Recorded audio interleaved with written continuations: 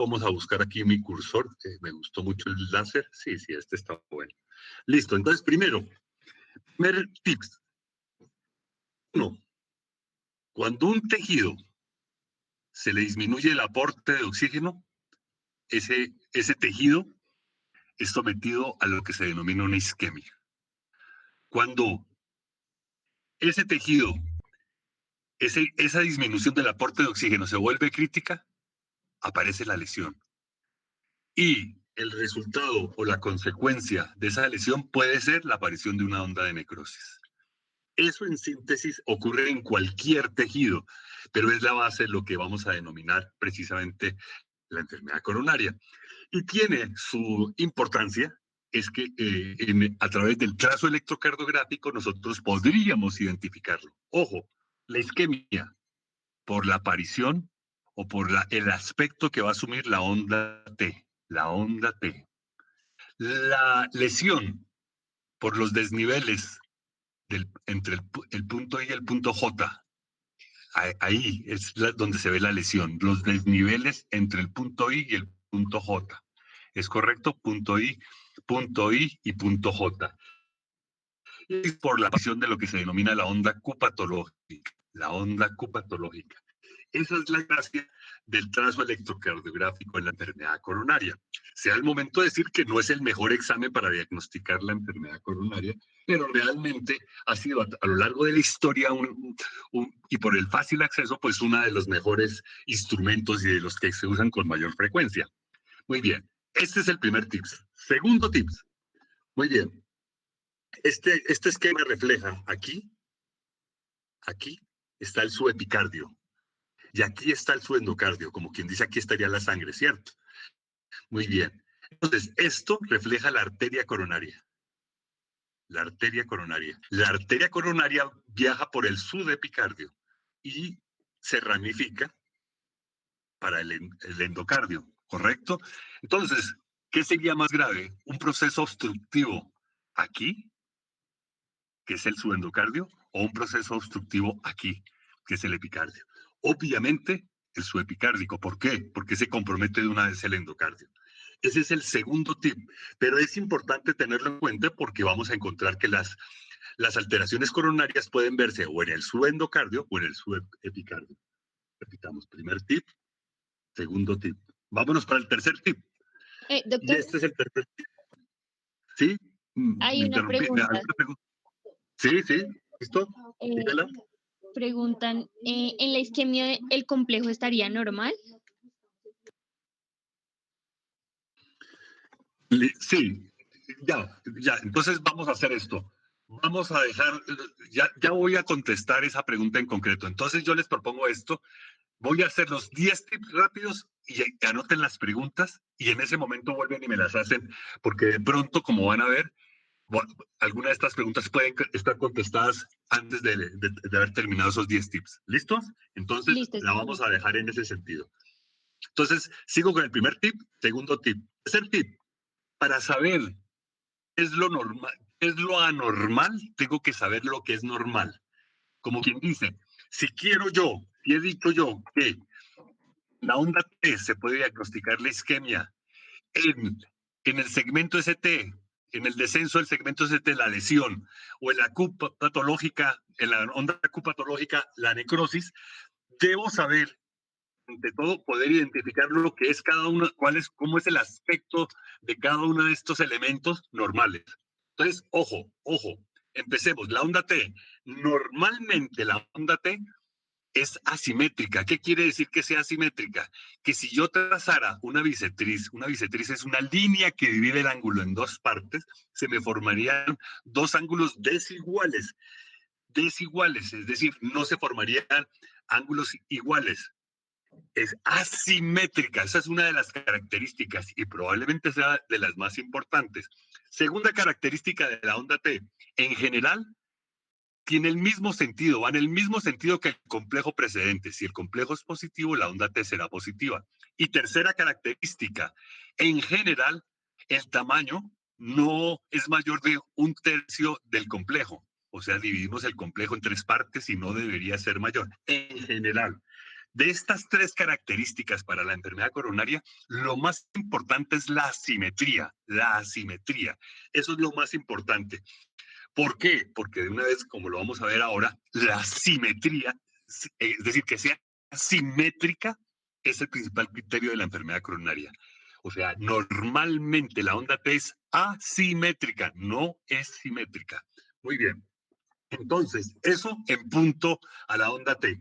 En punto al segmento ST, normalmente el punto I y el punto J tienen que estar a la misma altura. Normalmente el punto I y el punto J tienen que estar a la misma altura. Ojo, se acepta un desnivel máximo de un cuadrito, pero en general eso no de desnivel para arriba o para abajo. Entonces, fíjense, el punto I y el punto J en todas las derivaciones deben estar a la misma altura, punto I, punto J en todas las derivaciones. Eso es en cuanto al segmento ST. Y la tercera, las ondas Q. Las ondas Q pueden aparecer, recuerden que es la primera onda de un trazo electrocardiográfico del complejo, es la primera onda, pero, y es normal, siempre y cuando sea, uno, pequeñita, no sea ancha y no sea sucia. O sea, sea purita, purita, purita. Fíjense aquí, pequeñita, no debe ser mayor de un tercio de la R que le sigue. O sea, divido esta R en tres partes y no debe ser mayor. Esta no lo es. Segundo, no debe ser más ancha de un cuadrito. Esta tampoco lo es. Y no debe tener melladuras. Está limpiecita. Esa es una Q normal. Cuando si tiene dos de las tres, no cumple con dos de estas tres características, se puede decir que es una Q patológica. Y va a ser muy importante de tener de presente, porque como lo vamos a ver más adelante, ¿cierto?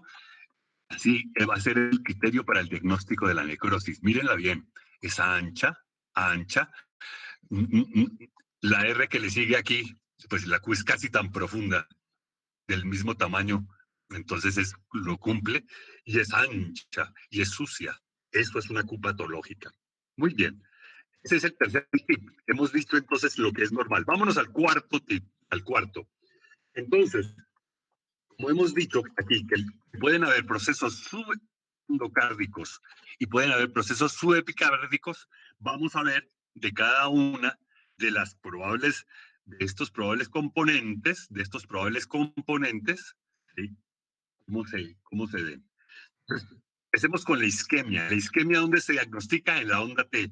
La isquemia puede ser subendocárdica, es decir, la que está al lado de la sangre, ¿sí? Aquí es la sangre, subendocárdica, o puede ser subepicárdica.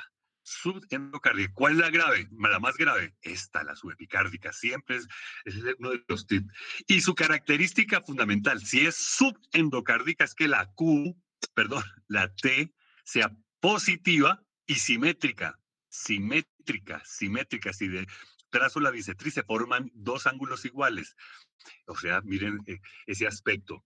En cambio, la subepicárdica, que es la grave, la produce negativa, profunda, negativa, pero siempre simétrica. Ese es el principal criterio o característica. ¿Entendido? Con eso hemos terminado el cuarto tip, que es saber cómo son las isquemias, que como son isquemias estamos viendo las ondas T. Muy bien, vámonos al quinto tip. El quinto, las lesiones, ¿dónde se diagnostican las lesiones? Lesión en el segmento ST es la distancia entre el punto I y el punto J, ese es el criterio fundamental. Entonces, ¿cómo se diagnostica? ¿Cómo se ven? No, entonces, la lesión subendocárdica, baja el punto J, desciende el punto J con referencia al punto I, ¿correcto? Y por lo tanto se deforma. Una vez se deforma el segmento ST, la T ya no tiene valor porque va a estar deformada, ¿es correcto? Siempre la T ya queda secundariamente deformada. Miren, el punto J, entonces el segmento ST descendido. Esa es la lesión subendocárdica. En contraste, la lesión subepicárdica, que es la grave, que es la más grave, el punto J se eleva. El punto J se eleva. Miren cómo se eleva. El punto J se eleva. ¡Ojo! Esto clínicamente se denomina infarto agudo del miocardio. Esto clínicamente se denomina infarto agudo del miocardio. ¿Correcto? Muy bien, muy bien. Cuando observemos esto. Vámonos para el sexto clip. ¿Sí? Y el sexto clip es justamente que la necrosis. La necrosis aparece, ¿sí?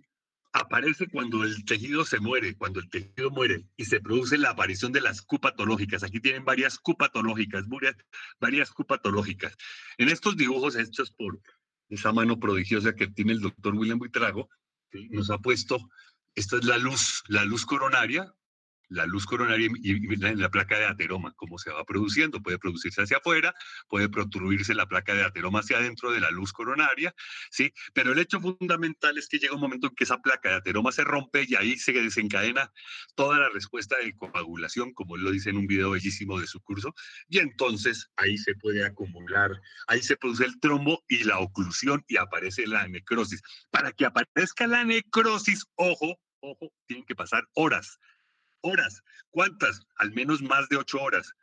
Entonces, hoy por hoy casi no aparece necrosis. ¿Por qué casi no aparece necrosis en los pacientes que se infartan?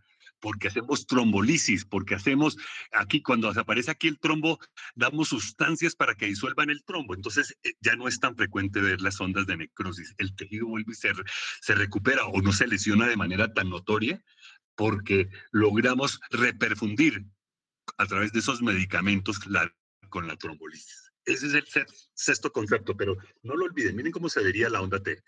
Sí, mi doctora Paula, ¿se me oye bien? Sí, señor. Mi doctora Paula. Ah, es que lo estoy haciendo muy bien, eso sí, eso es cierto. Bueno, muy bien, aquí va la otra. Séptimo tips. Este es muy bonito, es bien interesante. El corazón, se representa como un cono un cono acostado, que tiene una cara ínfero posterior, ínfero posterior, ínfero posterior y una cara anterior. ¿Es correcto? En general, cuando nosotros hablamos de enfermedad coronaria, hablamos de caras, cara anterior, cara posterior, pero no hablamos, rara vez hablamos de aurículas o rara vez hablamos de ventrículos. Es casi que está casi tácito que el ventrículo habitualmente es el ventrículo izquierdo. Y aquí en esta imagen hemos quitado las aurículas. Las aurículas las quitamos sencillamente porque, por decirlo de alguna manera, los infartos auriculares son menos frecuentes. Primero se dan los infartos ventriculares. Y en general, casi siempre en el ventrículo izquierdo. Por lo tanto, hablamos de caras, pero no hacemos mención que sea uno u otro.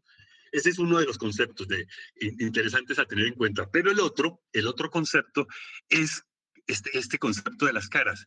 Es que cada derivación, todas las derivaciones tienen una parte positiva y una parte negativa, todas las derivaciones. La parte positiva, para efectos didácticos, es la que ve la cara. Entonces, miren, D1, por ejemplo, esta es D1. ¿Qué cara ve? Pues ve la cara anterior. ABL, que está acá. Lo positivo de ABL va de aquí, es esto, y lo negativo aquí, ¿verdad? Entonces, ¿qué ve también? Cara anterior, ¿sí? D2, lo positivo de D2 ve la cara inferior y posterior, inferior o posterior inferior. Lo mismo que D3, lo positivo de la cara inferior o posterior inferior. Y ABF que va acá, también ve la cara inferior posterior o posterior inferior. Ese concepto son las caras del corazón, a las cuales le sumamos las precordiales, que las precordiales solo ven cara anterior, solo ven la cara anterior. Entonces, este es el séptimo tips, que son las caras del corazón, porque cuando vamos a hablar de la enfermedad isquémica, vamos a tener que decir de qué cara es. No decimos que es de la aurícula, ni decimos que es de qué ventrículo, porque siempre o tácitamente creemos que es del ventrículo izquierdo. Valdría la pena preguntarle al doctor Ortiz. Es una buena pregunta, ¿sí? Bueno, eso ahorita lo vamos a ver, los grados de la enfermedad coronaria, pero bueno, listo, ese es el séptimo tips, que son las caras del corazón, listo. Y vámonos para el octavo tips. De esto quiere decir que el octavo quiere decir que viendo las caras, viendo las derivaciones, puedo ver las caras. Por ejemplo, D1, ABL y todas las precordiales ven la cara anterior, pero esa cara anterior la puedo subdividir en anteroseptal o anterolateral. Y D2, D3 y ABF van a ver siempre la cara posterior inferior. O sea que cuando vaya a ver la enfermedad coronaria la tengo que ver de esa manera. Ese es el octavo tips. Octavo tips. Y noveno tips, muy bonito también, es el concepto de la imagen en espejo. ¿Qué quiere decir esto? Que durante la fase aguda de los procesos subepicárdicos, la fase aguda de los procesos subepicárdicos de una cara, en la fase aguda, en la cara contraria se puede ver una imagen en espejo. ¿Qué es un espejo? Es la imagen invertida en las derivaciones. Como quien dice, si esta es la cara anterior y aquí hay una lesión subepicárdica de la cara anterior, durante las primeras horas puedo ver en la cara posterior inferior la imagen contraria. La imagen contraria.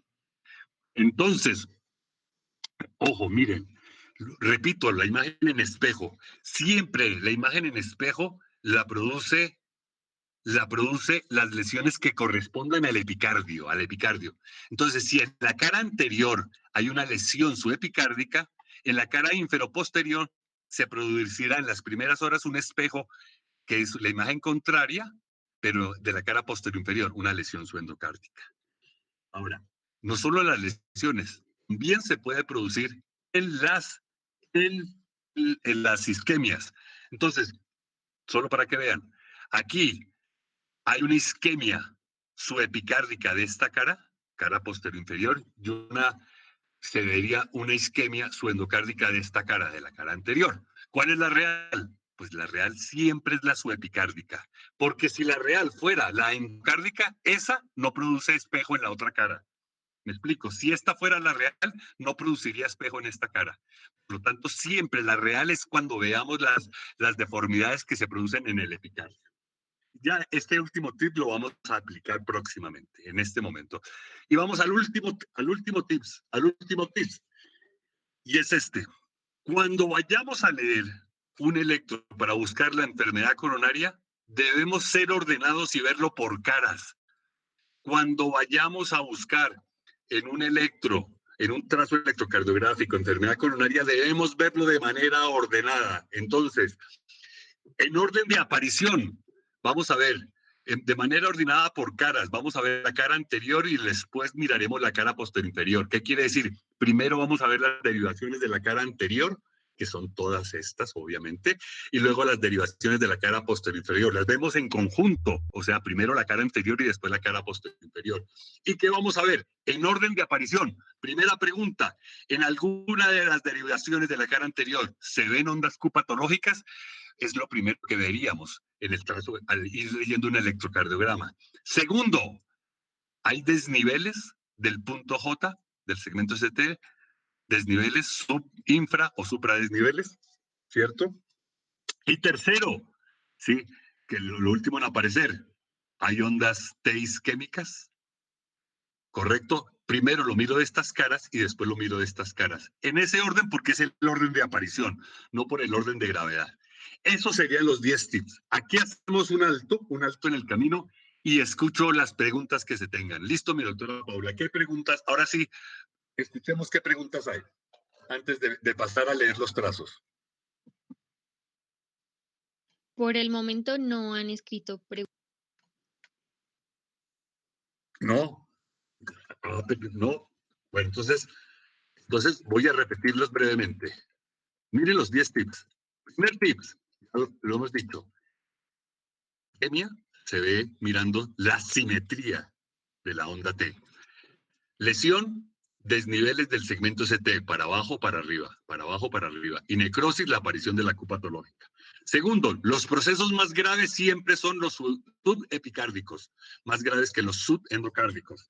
Tercer tip, hay que saber lo que es normal para poder diagnosticar lo que es anormal. Entonces ya dijimos cuáles son las características de las Q que no son diagnósticas, del punto J y de la onda T que no es diagnóstica de una enfermedad coronaria.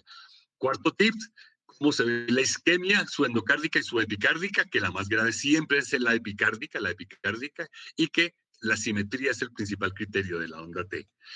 La lesión subendocárdica, que es el descenso del punto J, y la subepicárdica, que es el ascenso del punto J. ¿Cuál es la más grave? Siempre esta es la más grave. Clínicamente se conoce con el nombre de la enfermedad coronaria. ¿Cierto? Y la aparición de infarto agudo del miocardio. Y la aparición de la necrosis, cómo se puede ver la Q patológica, cómo se puede ver Q patológica, y que cada vez se ve menos porque como hacemos trombolisis cuando los pacientes llegan con infarto agudo, entonces disolvemos el trombo y con eso evitamos la necrosis o la muerte. Muy bien, el concepto de las caras del corazón, hemos dicho que realmente tiene dos caras, porque es un cono acostado, una cara anterior y una cara ínfero-posterior. La cara anterior, ¿sí? Está vista por D1, por ABL, D1 y ABL y todas las precordiales. Y la cara posterior inferior por D2, D3 y ABT. Como ven, ABR se dice que es intracavitario y tiene un valor interesante cuando se diagnostica un infarto sorprendente que se llama el de cara posterior, pero que no traje hoy como ejemplos del mismo. Por lo tanto, no lo vamos a usar. Muy bien. El octavo, entonces, que viendo las derivaciones, nosotros podemos identificar dónde se ubican los infartos. Viendo las derivaciones, podemos ver dónde se ubican los infartos. Y el concepto de la imagen en espejo, ¿sí? Que hemos dicho que cuando en una cara se produce una lesión subepicárdica, en la cara contraria, en las primeras horas, se produce una lesión subendocárdica en espejo, reflejo, no es real esto es un reflejo, eso es lo que es la imagen en espejo, ¿no? También puede ser en la isquemia o en las lesiones, lesión o isquemia. Perfecto. Y el último concepto es que debemos, cuando vamos a buscar la enfermedad coronaria, pues lo debemos hacer en perfecto orden, ¿cierto? Primero miramos una cara, después miramos la otra cara, y en orden de aparición nos vamos a hacer en cada derivación nos vamos a preguntar, ¿hay Qs patológicas? En B1, en B1, en B2. Luego, ¿hay desniveles? Y luego hay ondas T simétricas. Eso es lo que tenemos que hacer en cada derivación. Claro, perdón, en cada derivación. Primero en B1, ¿hay Q patológica? ¿Hay desniveles o hay ondas T? Luego en B1, y las tres preguntas. Luego en B2, y las tres preguntas. Luego en B4, así sucesivamente. Y luego, con eso terminé la cara con las imágenes. ¿Es correcto? Entonces pasemos. Doctor, hay una pregunta. Muy bien, miremos este trazo, por favor. Dedíquenle un minuto. Él quiere una persona que nos haga. Doctor, hay una pregunta.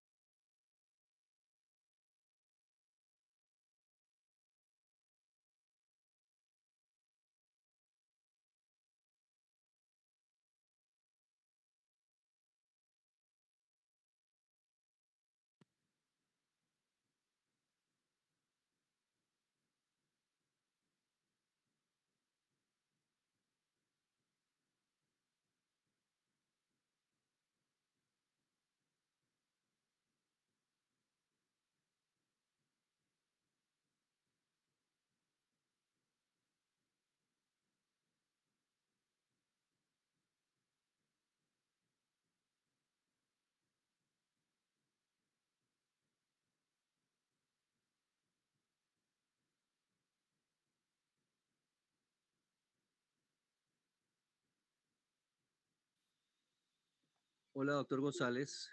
Disculpe la interrupción. Creo que se fue el sonido, se apagó el micrófono.